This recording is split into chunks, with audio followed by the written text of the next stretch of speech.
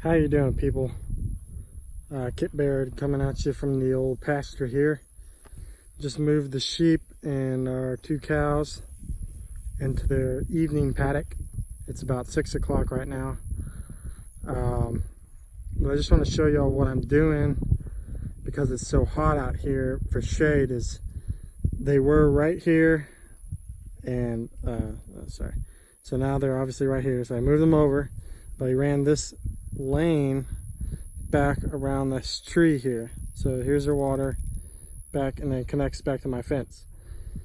So this is about, let's see, 1, 2, 3.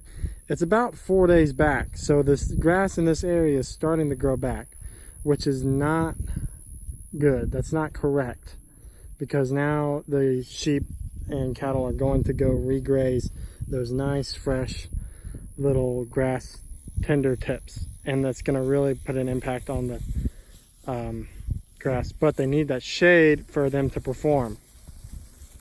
There goes some water. The importance of really good clean water. So that's what I'm dealing with. This will be the last day they're at this tree. I have another one there, and there's one here. So tomorrow they'll be moved over, and I'll just move them over to this side of the wire, and then they'll have this tree. So it's just a little tip. I have these, I'll show you right here. I have these are just rebar with the little insulators on them, and they work good if you don't have fiberglass. Sometimes fiberglass is hard to find, you know, blah blah blah, it's expensive. This rebar is really cheap, and those are really cheap, and they work. You know, you have to be careful of grounding out, but if you're mindful, then, and this is temporary fence, right? I definitely have tried to been getting away from putting any steel on my permanent electric fences that I've been putting in, but on these it's all right. I'll show you what I do right here for the paddock division. So instead of having to have a usually what I did do is I put a wire right here. You can see actually there's still a wire on here. So I would take the hook it onto the little wire there, and then I would run a jumper from my hot wire. Obviously this is off, from my hot wire that's connected to my charger, and jump it over to here. But it's a pain to carry around the jumpers. So right here, I don't know if you can see, all you have to do is wrap it around twice. You put it in the middle of this, and it holds. And I take this and flap it over, so it's wrapped around twice, and then this is just kind of holding it from sucking back around. And I mean, it's tight. And that goes down to my reel. That is hooked onto a net wire fence.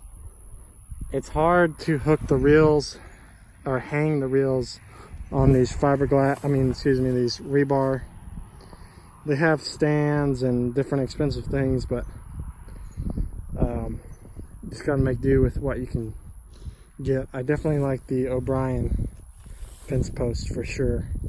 I have some other off-brand ones that are like the O'Brien, and they are not anywhere near the quality of the O'Brien. So definitely spend the money and get those. And this is the poly braid. Okay, you can see it's very slick. Okay, there's nothing to catch on. You know, the cheap poly wire, it degrades. It's all it is twisted like a hemp rope. This is actually braided all together, and it has, you can see the little metal strands in there. I get this from you can either get it from Powerflex or Ken Cove. Geared reels, definitely awesome. Geared reels, 3-to-1. I have had the cheap, you know, just crank and go reels, but man, I'll tell you what, the geared reels make a hell of a difference. So just some ideas for you people. You know, you can have portable shade And that's definitely a good way to control your grazing and still have shade, but you gotta do what you gotta do. So keep on grazing.